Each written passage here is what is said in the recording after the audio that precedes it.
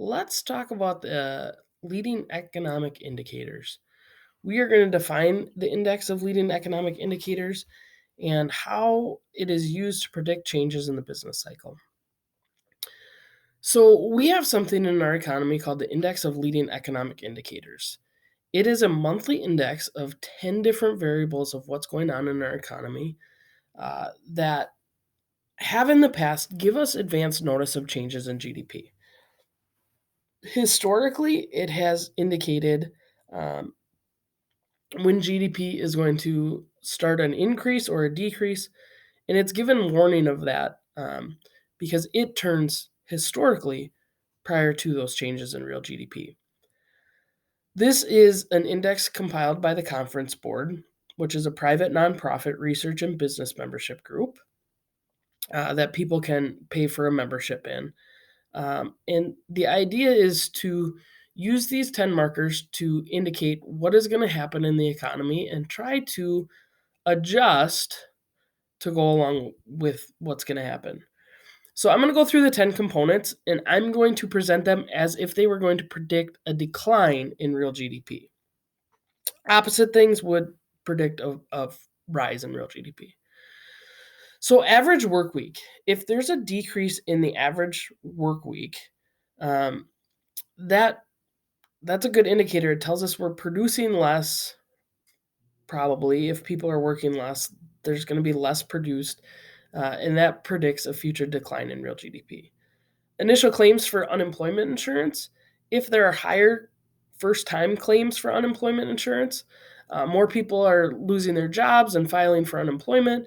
That typically tells us the economy is going to slow down soon. New orders for consumer goods. If there's a decrease in orders from stores and businesses, um, that typically tells us the economy is going to slow down. Vendor performance. Anytime a vendor is performing better, they've got better on time delivery, that typically tells us the economy is going to slow down. It seems a little counterintuitive, but if vendors tend to be more on time, it is probably because they're not very busy. And that's why it kind of tells us the economy is going to slow down.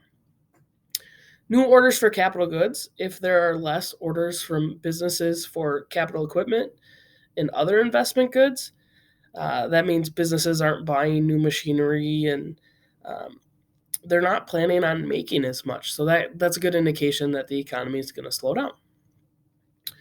If there's a decrease in the number of building permits that are pulled for new houses, that's also another indicator that the the economy is going to slow down. They're not building as many new houses. Another potential fall in investment spending, which means GDP is going to fall.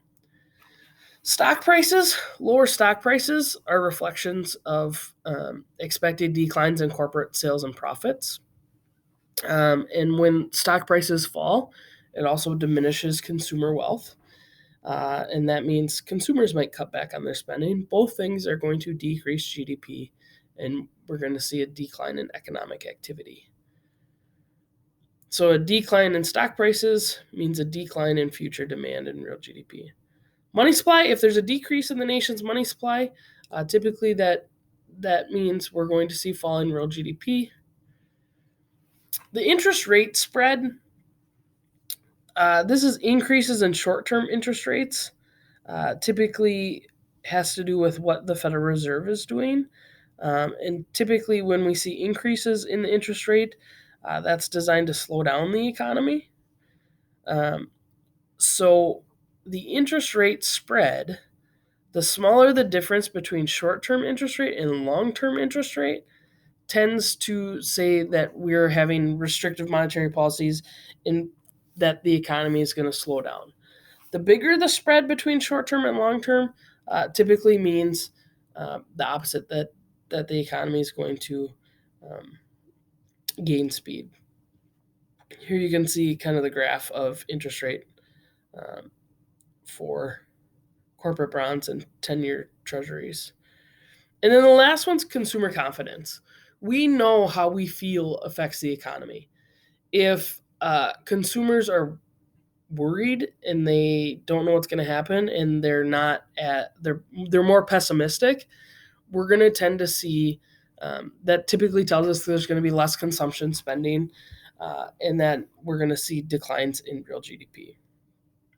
So let's be honest. None of these factors on their own can predict what's going to happen in the economy. It's not uncommon for every month some to be moving in one direction, some to be moving in another. But when these 10 components are moving in the same direction for 3 months, it gives us a good indication of what's going to happen in the future. 3 successive months of declines or increases in the index indicate that the economy is probably going to move in that same direction.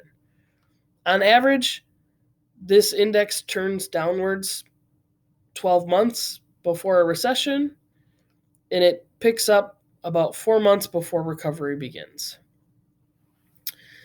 Now, this isn't infallible. Sometimes it's given us false warnings of recession that never happened. Sometimes downturns have followed the downturn in the index that it didn't really give us early warning. It's useful, but not totally reliable. But it is something that we use in the macroeconomy to make some decisions and policy decisions. Here you could see where it went. Um, Sorry. The leading economic indicators started rebounding here in 2003. 10 months later, the economy started picking up speed. Some economists argue, you know what is even better than this? How long does it take to get into the dentist? The longer it takes to get into the dentist is typically more indicative of a strong economy. How far away do you have to park from the stores? If you can park real close every time, that means there's fewer shoppers. Typically tells us the economy is not doing really well. So let's talk about the relationship between the macroeconomy and the stock market. So every single day, there are thousands of stocks that are bought and sold in the stock market. Owners of the stocks can receive dividends, which is a portion of the firm's profit. The stock market is all about supply and demand. When demand is high for a stock, the price goes up. When it's low, the price goes down. The media monitors and reports stock market averages like the Dow Jones. That is the major one. It's a weighted average of 30 major stocks in the United States. And we can see what is happening over time and how that's going to affect the economy. On Black Monday, the Dow fell by 20%. We have seen it falling rapidly in the past week as we're dealing with the coronavirus. The macroeconomy greatly impacts supply and demand for stocks. I think we can see that right now. Increase in profits lead to greater demand for stocks and a higher stock price. Decrease in profits or expectation of decrease in profits, what's happening right now, leads to lower demand for stocks and lower stock prices. So what's happening in the stock market affects the macroeconomy, and what happens in the macroeconomy affects the stock market. So here, if you consider a sharp increase in stock prices, when stock prices go up, people feel wealthier. Whether they take their money out of the stock market or not, they feel wealthier. They know that they could and that money's theirs, so they tend to spend more. And that's what we call the wealth effect. Firms react by increasing their purchases of new capital goods because they can afford it. People are spending more money, and we get the investment effect. If there's a sharp decline in stock prices, what we're seeing right now, it's the reverse wealth effect. People feel like they have less money, they spend less. Businesses are investing less. Though we know stock prices do affect consumption and investment, they're pretty weak, the correlation. For example, a 10% increase in stocks over a year is associated with a 4% increase in consumer spending over the next 3 years. And investment's even weaker than that. So, what does matter is what we call a stock market bubble. Bubbles are huge run ups of overall stock prices caused by people feeling good about the economy and buying a lot of stocks. Um, the rise in the values unsupported by what's actually happening in the economy. Here you can see this was a bubble. This is the dot-com bubble. You can see in the advent of the internet in 1995, in email and all that, all of a sudden there was this huge run-up of a bunch of companies that were going to start the next best website. And people were investing in all sorts of them. But the truth is, many of them failed. And in the dot-com bubble burst, and we saw a sharp decline in stocks. And that's the thing with bubbles. They burst. They don't slowly decompress. They don't go down at a sustainable rate. So we see a free fall in stock values like we're seeing right now with the global pandemic. And this causes the reverse wealth effect. Many economists believe that the great stock market crash of 1929 helped start the Great Depression by creating pessimism about the future. Plunge in the stock market in the Great Recession did the same. It stressed financial institutions and created a lot of pessimism. So, because stock market values are based on expected profits, they're one of the variables that we use. They do tend to fall prior to recession. They tend to rise before an expansion. And that's why we include them as part of our index of leading economic indicators. Taken alone on its own, they are not reliable at all because people do things based on their feelings, and that's not always the greatest indicator.